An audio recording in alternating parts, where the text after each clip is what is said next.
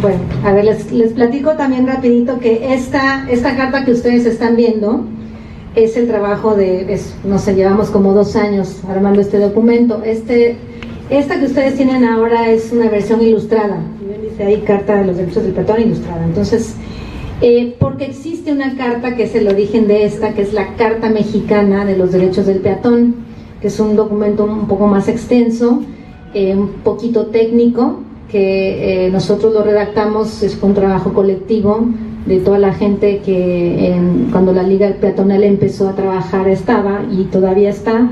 Y entonces esta carta mexicana tiene 6 derechos y 14 premisas. Los derechos se reproducen en esta carta que ustedes tienen ahora, y las premisas hacen referencia a pues cómo creemos nosotros o cómo consideramos que las ciudades deben estar justamente hechas para que estos derechos que plasmamos acá sean efectivos. Entonces, bueno, nos dimos cuenta que era muy difícil comunicar a la gente con esa carta. A la gente no la quería leer, era como pues, puro texto, ¿no? Entonces surge el proyecto de hacer una versión ilustrada que fuera muy atractiva, que fuera muy sencilla de entender, ¿no? Con frases cortas, que fuera llamativa, y invitamos a colaborar a un ilustrador mexicano muy talentoso que es Edgar Seis, para que nos ayudara en este proyecto. Y bueno, hicimos finalmente este es el resultado. Entonces, para empezar un poco, lo que queríamos también romper era el paradigma del peatón. Cuando hablamos de peatón, generalmente nos imaginamos una persona joven que puede caminar, que ve, que escucha, que tiene como todas sus capacidades al 100, ¿no? Y incluso lo podemos ver como en todo lo que vemos en la ciudad, como siempre esta figurita se representa como un hombre, ¿no? Entonces, finalmente en el imaginario social esto ha permeado, y eso tiende a invisibilizar a otro tipo de peatones que también existen. Entonces, un poco también por eso en la portada, como verán, pues aparece un adulto mayor que también es peatón, un niño que va en una carriola que también es peatón porque necesita la vereda para que lo empujen y pueda ir de un lado a otro. Y bueno, si ustedes abren la carta, lo primero que van a encontrar es justamente retratado esto que les comento. No sé si algunos por acá conocerán la pirámide de la movilidad, que es esta pirámide invertida que nos dice cuál es la jerarquía de los usuarios en la calle, en el espacio público, y pues los peatones aparecen arriba, luego están los ciclistas, el transporte público, el transporte de carga que da servicios a las ciudades, y al final están los autos particulares, ¿no? y las motos. Bueno, en el caso de México son las motos, creo que aquí también, sí. Okay. Entonces, pues los peatones, ¿no? ¿Quién es el peatón? ¿No? Entonces, justo lo que intentamos reproducir aquí era, pues, mostrar de manera gráfica esa diversidad de peatones que hay, ¿no? Y esos peatón puede ser una persona que va en silla de ruedas, una persona que tiene discapacidad visual, un niño. Por aquí hay una figura de la que hablábamos hace rato, que no sé si la notan ahora, que es el peatón que va con el celular en la mano, ¿no? Que se comentaba que es una de las prácticas que no nos gustan de la gente que camina. Y bueno, hay una diversidad, incluso si ven aquí, incluso hay una persona que lleva una bicicleta.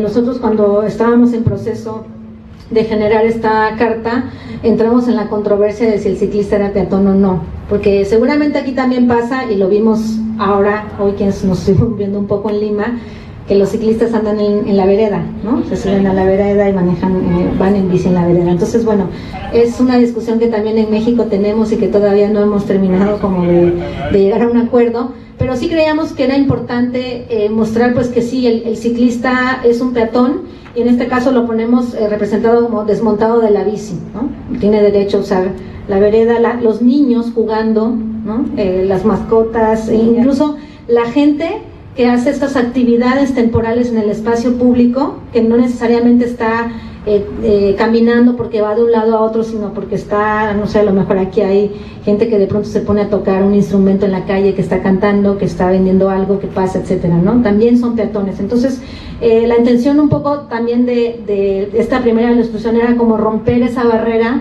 de esta imagen de peatón que tenemos, para entender que si bien los peatones como sector son los vulnerables, hay peatones todavía más vulnerables, ¿no? Dentro de estos y pues los niños, adultos mayores, etcétera. Y bueno, ya para entrar como muy puntualmente en el tema de los derechos, pues algunos han comentado ahorita que Dana más o menos les preguntaba algunas cosas, ¿no? De, por ejemplo, ustedes jugaron en la calle, ¿no? Que pues está pasando ahora en nuestras ciudades, los niños ya no pueden salir a jugar a la calle, entre algunas otras cosas, como la inseguridad que comentaban, por este uso desmedido del automóvil que ocupa mucho espacio, que es una muy buena manera de transportarse, pero que hemos hecho un uso irracional y hemos abusado en la manera en la que estamos justamente utilizándolo para movernos, y eso ha expulsado muchas actividades de la calle. Un tema también es que tendemos a ver la calle como un lugar de tránsito y la calle es espacio público, ¿no? Entonces tenemos también que entender que estamos hablando como desde este entendido en el que la calle no es solo un lugar en el que vamos a salir para movernos de un lado a otro, sino un espacio en el que también podemos convivir y que es el escenario de la vida pública. Todo lo que no es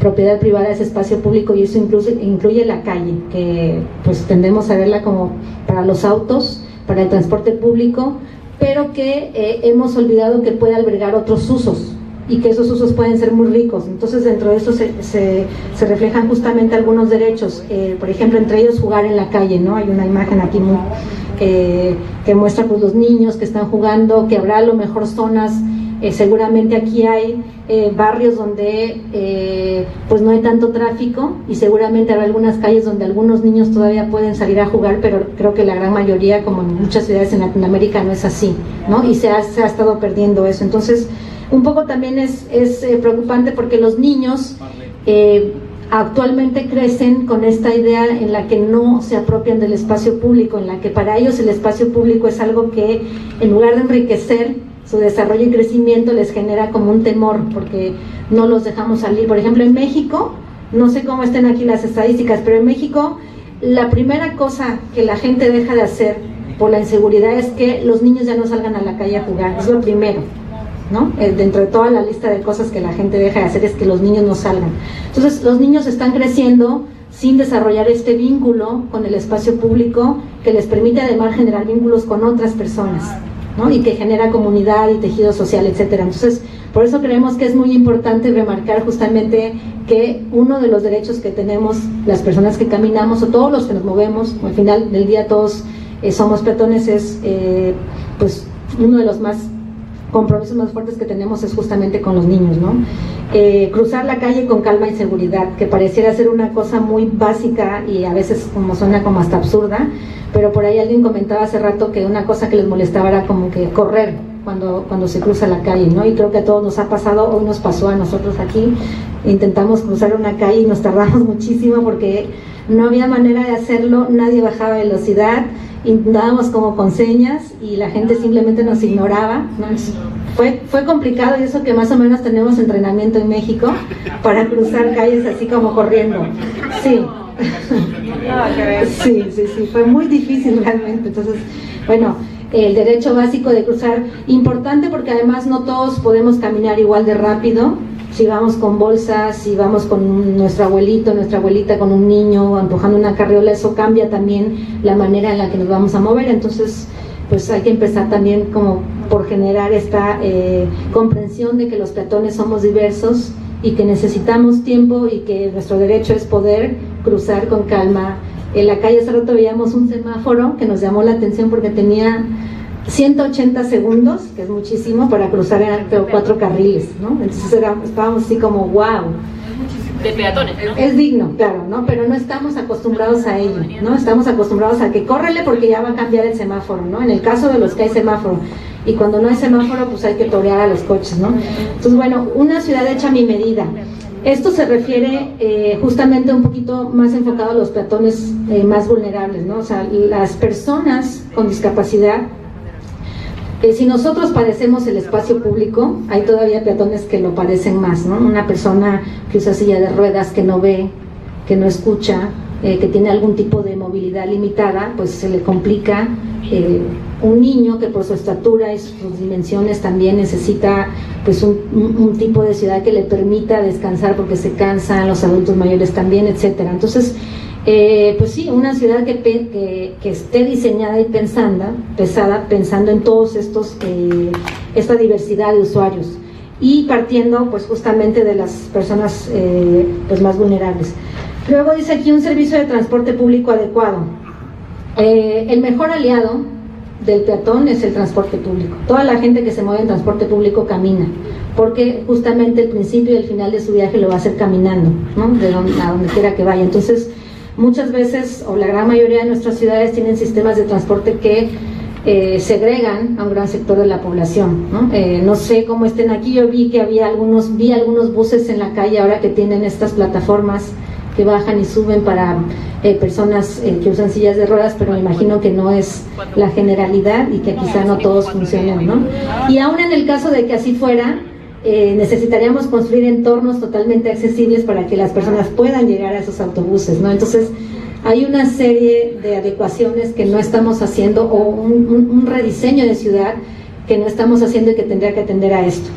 Y luego hay otra viñeta que dice aquí centros urbanos organizados, no sé si no todos tienen la carta, pero bueno, aquí centros urbanos organizados, se refiere justamente un poquito más a lo que hablaban antes de que nosotros empezáramos a presentar la carta, que es cómo estamos haciendo las ciudades, ¿no? Lo ideal es que para acceder a servicios básicos nosotros pudiéramos hacerlo en radios cortos, justamente para poder caminar, para poder hacer ese traslado en bicicleta, y no depender tanto del coche. Pero bueno, como sabemos, nuestras ciudades han crecido de una manera un tanto caótica y esto ha generado que para acceder a ciertos servicios tengamos que movernos a grandes distancias, lo cual hace que dependamos mayormente de un auto para hacerlo. Entonces, bueno, es un tema que tiene que ver también con cómo estamos planeando nuestras ciudades. Convivir en el espacio público, que era lo que comentábamos hace un rato, el espacio, las calles como lugar de convivencia, ¿no? Para encontrarnos, ¿no? Una calle, por ejemplo, una vereda amplia nos va a permitir que si nos encontramos a alguien podamos detenernos a platicar sin que tengamos que estar como estorbando el paso a otras personas que nada más van de tránsito, etcétera, ¿no? Y creo que, o lo mejor no sé si les ha pasado que hay veredas donde uno va con gente caminando y platicando así como volteando para atrás, porque la única manera de hacerlo es ir como en fila, ¿no?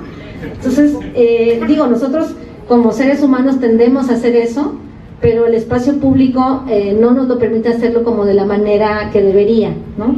Poder como generar estos lazos o generar convivencia en el espacio público. Entonces, es un derecho que necesitamos que la ciudad garantice, o que la manera en que de ahora en adelante estamos diseñando la ciudad lo garantice. Jugar en la calle, ya lo habíamos platicado hace rato, los niños, mobiliario adecuado. Generalmente, hemos caminado muy poco el día de hoy, entonces no podría como hablar de la experiencia acá, pero las ciudades en las veredas no tienen como el mobiliario que los peatones necesitamos. Eventualmente uno quiere sentarse a descansar, o necesita sombra, ¿no? O necesita agua, o necesita un espacio donde puedan pasar 2 sillas de ruedas porque pues por alguna circunstancia, ¿no? O que una carriola, etcétera. Entonces, no existe este mobiliario que provea de condiciones de confort para que caminemos. También muchas veces por eso la gente no quiere caminar, porque como decía Dana hace rato, o sea, ¿por qué no caminamos, no? O por qué cuando decimos que hay lugares donde nos queremos caminar y otros que no, ¿por qué es eso, no? Porque justamente no existen las condiciones de mobiliario, de infraestructura, de superficie, de iluminación, etcétera, que hagan que ese caminar sea agradable. Banquetas amplias, esta es la versión de México, pero por ahí hay una que dice veredas amplias y la pueden igual descargar de la página web de nosotros, que justamente es eso, ¿no? O sea, alguien por ahí decía mini banquetas, habrá lugares donde seguramente no hay ni siquiera banquetas en algunas calles. Entonces, ¿cómo esperamos que la gente camine si no siquiera estamos proveyendo como de la infraestructura básica para que lo haga, ¿no? Un ambiente sano y disfrutar el espacio, pues es un poco lo que ya hayamos dicho, que los niños puedan jugar en la calle, que podamos convivir, que la calle sea un lugar de encuentro, y caminar con calma. Eso también es muy importante, porque ahora vivimos como en una dinámica de la prisa, y pareciera ser que la prisa es un derecho, y que ese derecho está por encima de los derechos de los demás. Nos pasa, ¿no? Yo creo que a todos seguramente les ha pasado que cuando salen tarde, eso es un poco como voy tarde tengo el derecho a pasarte, ¿no? O tengo el derecho a apresurarte.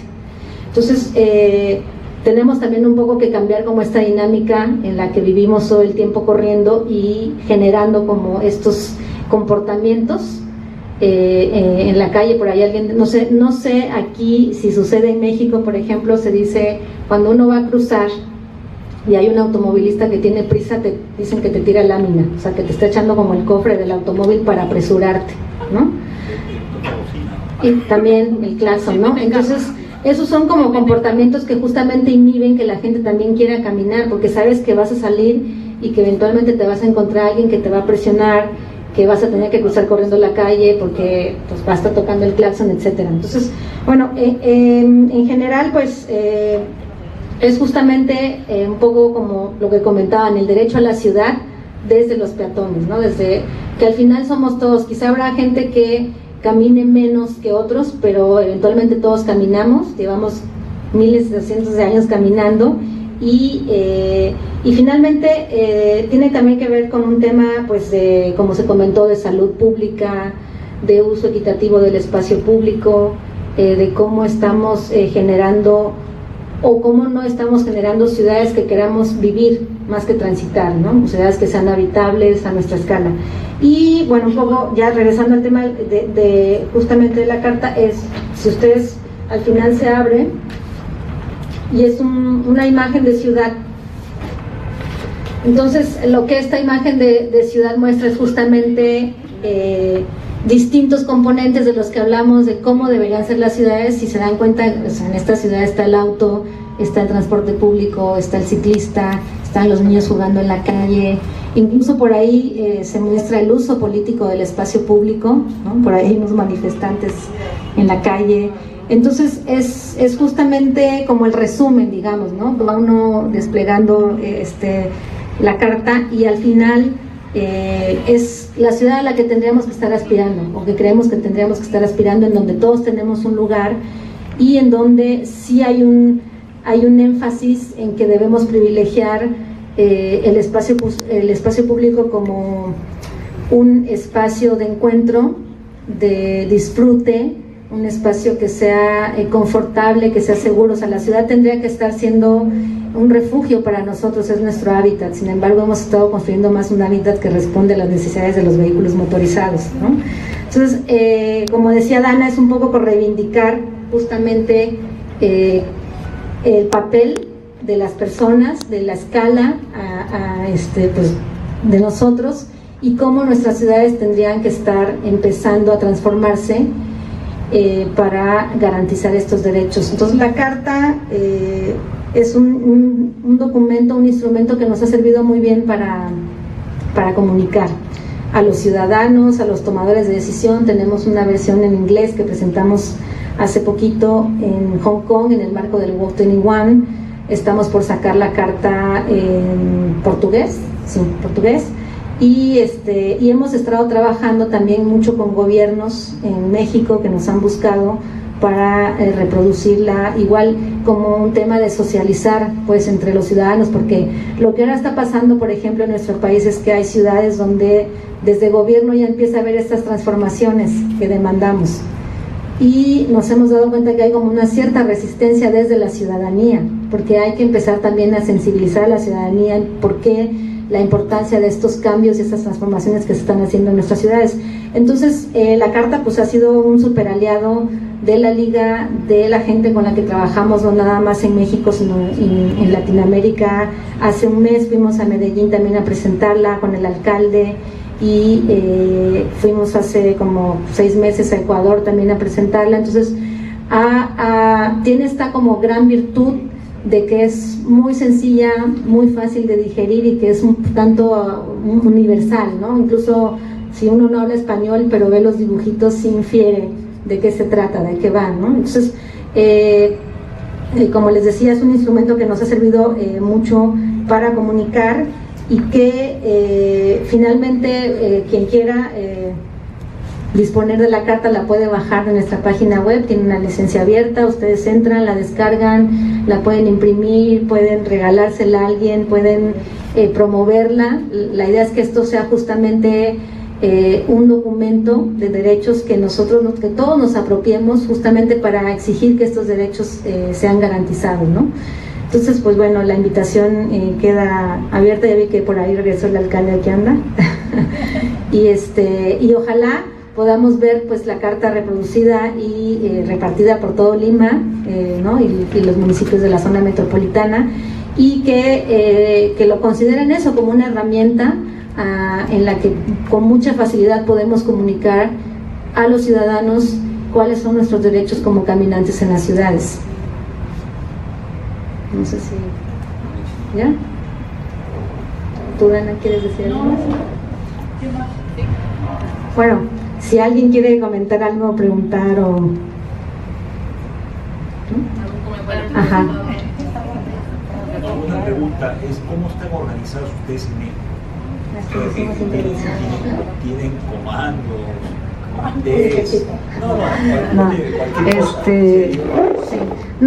Nosotros somos una red de colectivos a nivel nacional, bueno, no nada más de colectivos, de activistas, porque hay ciudades en México que no tienen propiamente una organización o un grupo de personas, sino son una o dos que están por ahí solitas queriendo hacer algo.